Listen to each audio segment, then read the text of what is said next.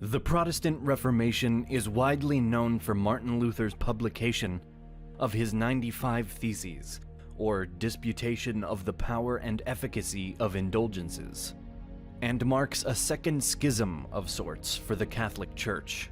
In reality, the Reformation of Western Christianity was long in the making, and Martin Luther was not its only leader. While many view the start of the Protestant Reformation as having been in 1517 following the publication of Martin Luther's Theses, the actual date of its beginning is somewhat unclear. There were essentially three main Reformation movements, one in Germany, one in England, and one in Switzerland, with all of them occurring around the same time in the 16th century. The German Reformation, led by Martin Luther, is generally the movement that most people think of when the topic is discussed. Martin Luther, prior to the Reformation, was actually a professor of theology and a priest. During his time as such, Luther was sent to represent the observant German Augustinian monasteries in Rome between the fall of 1510 and spring of 1511, where he came to notice a lack of spirituality throughout Rome that left a lasting negative impression on him. This pessimistic view of the church only worsened after Luther discovered a Dominican friar, Johann Tetzel, who preached that sins could be forgiven by the purchase of a letter of indulgence approved by the Pope, allowing for one's soul to skip time in purgatory before entering heaven. The money from these indulgences was being put toward the rebuilding of St. Peter's Basilica in Rome, which Luther bravely claimed should be paid for by the wealthy Pope himself. In response to this indulgence controversy, Luther wrote his 95 Theses, which was supposed to inspire a debate about the issuance of indulgences, with the assumption that his concerns would be heard and understood. Copies of the propositions were sent out to a few friends, and to Archbishop Albert of Mainz, who was Tetzel's superior, accompanied by a request for the friar's preachings to be stopped. Luther's grievances were not met with the reaction he anticipated, and his disapproval of the church began to expand into growing theological disagreements.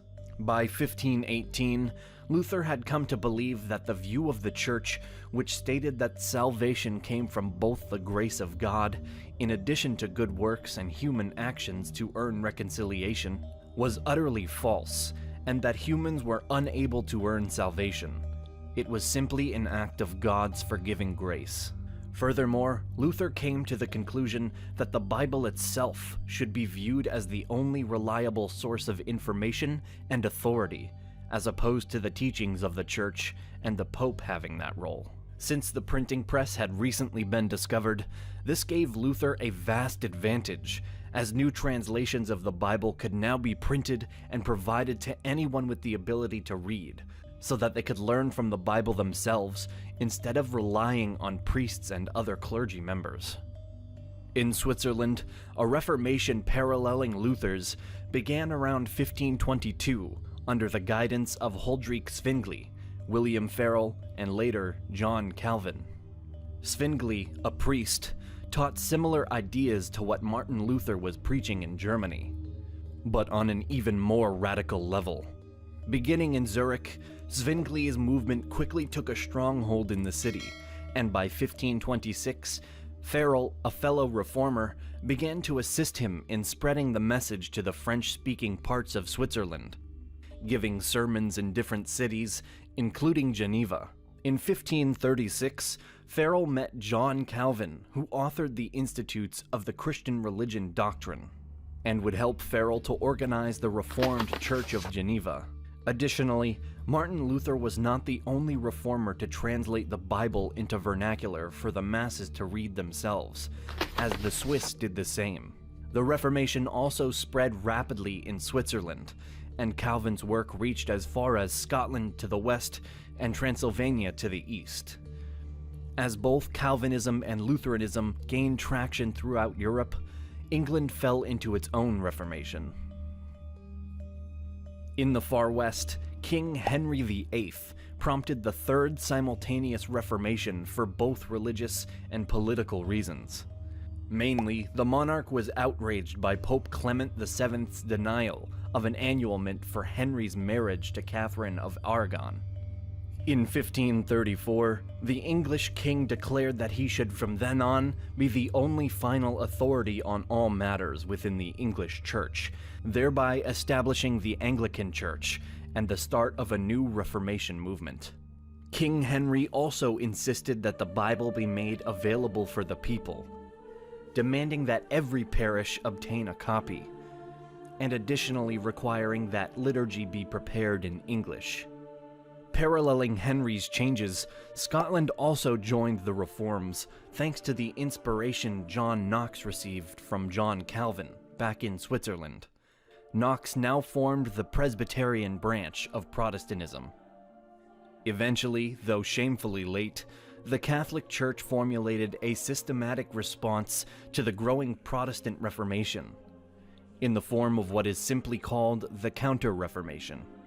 Although some steps were taken to address the reformers earlier on, such as the excommunication of Martin Luther back in 1521, the Catholic Church as a whole failed to do much at the start. The first major move taken by the Church was under Pope Paul III, who called for the Council of Trent in 1545. The three-part series of councils held between 1545 through 1563 not only addressed the challenging of Catholic doctrine by the Protestants, but also established decrees of self-reform. In the first council, the bishops in attendance were divided as to whether full-out reform was needed or simply a clarification of Catholic doctrine. Many issues were discussed, such as the Creed of Nicaea and Constantinople, which was confirmed as the foundation of the Catholic faith. The number of sacraments, which should be 7, tradition, which was accepted as a source of faith, as well as other subjects that had been challenged by Martin Luther in particular, which subsequently led to the decision to formally deny the reformers' idea that humans had no ability to earn salvation through behavior such as good works. Political discord put the progress of the council on hold until the next period of talks began in 1551.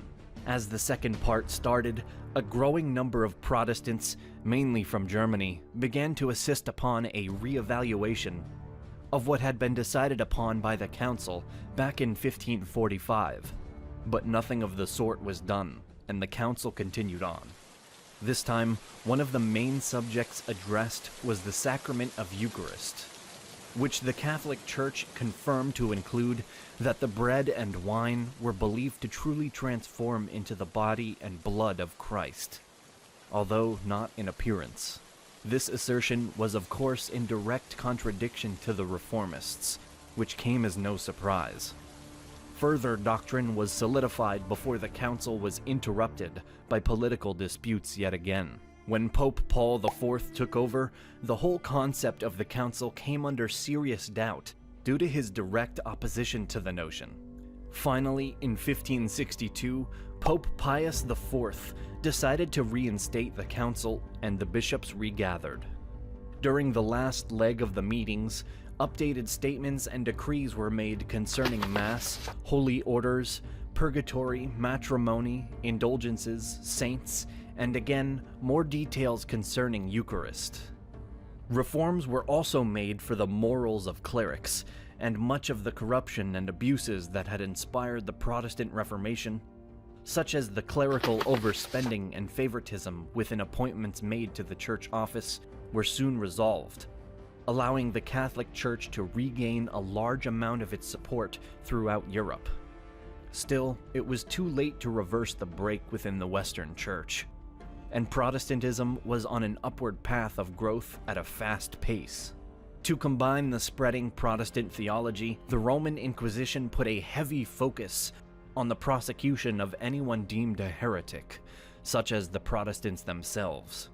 While the Roman Inquisition was drastically milder than the previously established Spanish Inquisition, it was famously known for putting Galileo on trial in 1633. Furthermore, the effects of the Protestant Reformation's popularity triggered wars of religion all throughout Europe. with one of the first being fought in France between the Catholics and Protestants, and ending in the regaining of France for the Catholic Church, though also providing a level of tolerance for the Protestants in the area. The 30 Years' War broke out in 1618 as well, mainly in modern-day Germany, and is said to have potentially wiped out 40 to 60% of their population. Other wars with Catholic versus Protestants undertones would include the Scottish Jacobite Rising, the Smalkaldic War, the Dutch Revolt, and many more. Even wars that were not solely based on religious conflict were fueled by the disconnect between Catholics and Protestants.